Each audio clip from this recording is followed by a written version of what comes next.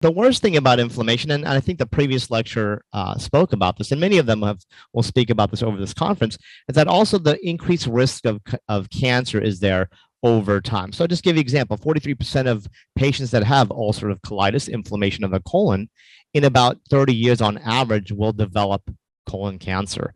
Someone that has active rheumatoid arthritis, the inflammation of their joints, which is very severe, over 10 years, if it's not well controlled, then they have a higher risk, 71-time higher risk of getting a lymphoma, which is a type of cancer. And most women will know about when they go get their women's exam, and we're looking at doing the Pap smears, we're looking for HPV. HPV is a little bit of a virus, but that virus that is chronically there over 10 to 20 years has a higher risk of turning into cervical cancer. So those are just a few examples and ideas.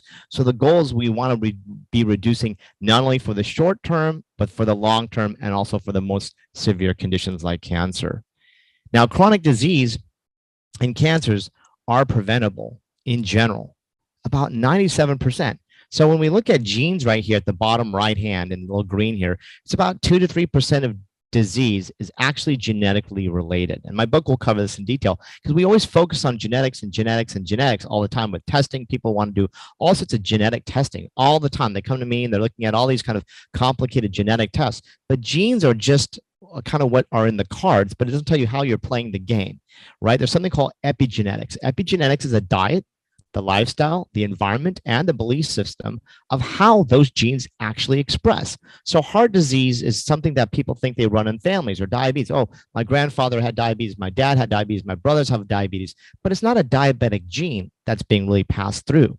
What it actually is the environmental epigenetics. It's the same diet that your grandparents ate, that your parents ate, that teach you what to eat. And all of us right now have very similar epigenetics because our standard American diet and lifestyle now has been exported across the globe, where people are pretty much eating everything the same. There's the Golden Arches, and there's a coffee shop, and there's fast food restaurants everywhere in now every country that is then overall changing those cultures' epigenetics so that we all have the same conditions like heart disease and cancers and strokes and whatnot.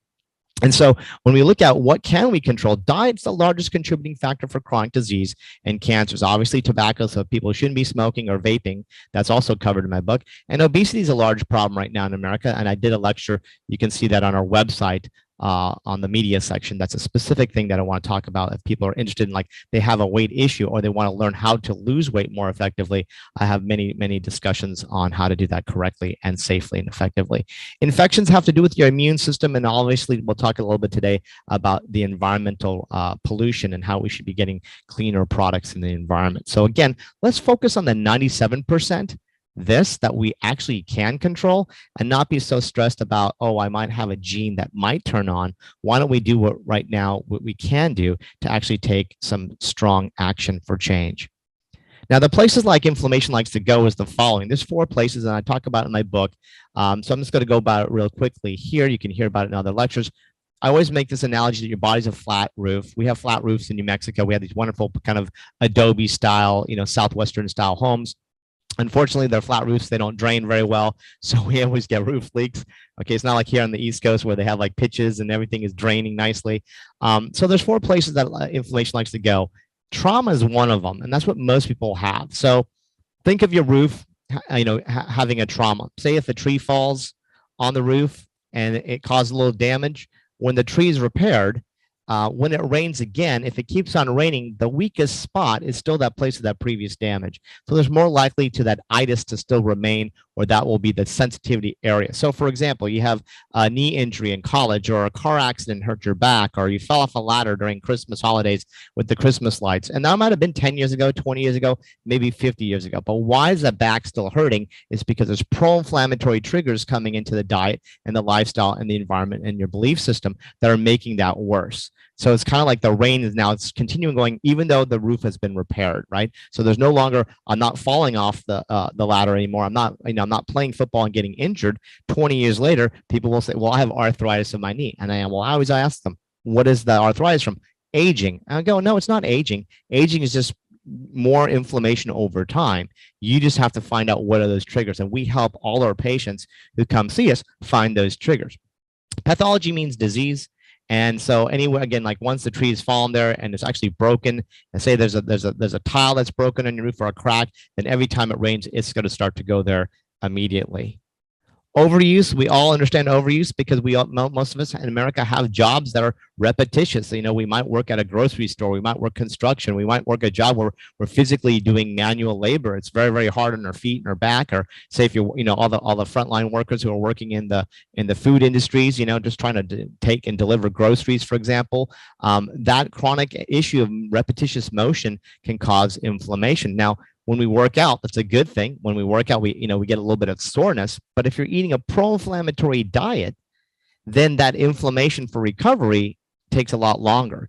So then what happens is when people are exercising, we're trying to reduce their inflammation, try to put them on an anti-inflammatory lifestyle, an anti-inflammatory diet, give them natural anti-inflammatories so they recover faster. So that's what we do when we work with professional athletes and other people, because we're looking at how do we make their body stronger and more have the stronger ability to continue doing what they're doing even as time goes on, as we're aging.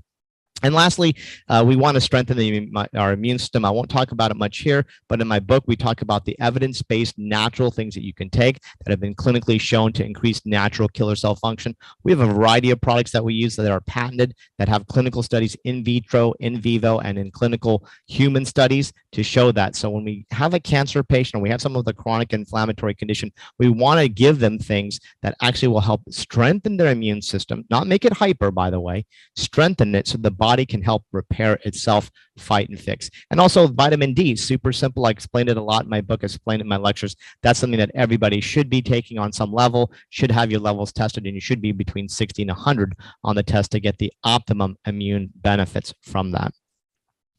Now, there's these triggers of inflammation: smoking, solar radiation, alcohol, standard American diet, obesity, all the last 2 years now going forward still with the pandemic of viruses. Then we also get bacteria, we get parasites, pollution, and stress, which all of us have undergone, unfortunately, a lot of stress going on. These all contribute to inflammation. I'm just going to talk about one of them today and a few other aspects that I haven't talked about in my previous lectures. We are an inflammation nation, just letting you know, on all levels. And I was keeping the slide up because, when I wrote this book a few years ago, we didn't realize the extent of inflammation. Now, physically, the environment is also having issues, as we know, with climate change. Spiritually, we can see that most of us are feeling a little stressed out. There's political divide. There's now countries at war, economies that are, on the brink of collapse. And so, this idea of this inflammation is now not just physical, spiritual, but it's also environmental and mental as well. So I like to use this example of when we talk about stacking effect is a levee. And I use this in my book. I use this all the time. I kind of use the levee point of Katrina, because a lot of people remember, like, oh, we heard the levees broke at Katrina when the hurricane came and New Orleans was underwater. What I want to show is that over here is that this is normal inflammation. Every day your body's going to have a certain amount of inflammation. It's going to go up and down, up and down. It's normal. Like we have normal wear and tear. At this top of this levee is your break point. Okay, so like let's just say here's your digestion at the bottom here. The digestion's here. Then if you're having some inflammation, no problem. But then you're having more and more and more, you're getting my heartburn, reflux. Once you tip that, now I have gastritis. Now I have really bad heartburn. I have IBS, irritable bowel, diarrhea, constipation, bloating, etc. Same thing, you can have a skin issue, okay? You have a normal wear and tear, and you cross your threshold, now we have a rash. Same thing with your joints. Okay, there might be a little bit of achy, but when you cross that, now your joints are swelling and they hurt. And so it's this normal function of inflammation in our body that's the stacking effect. It's a little bit more of inflammation, and eventually, like here in the middle, you see that the water here representing inflammation in this example, it crosses that levee point, and there's no longer this like normal immune system that's protective.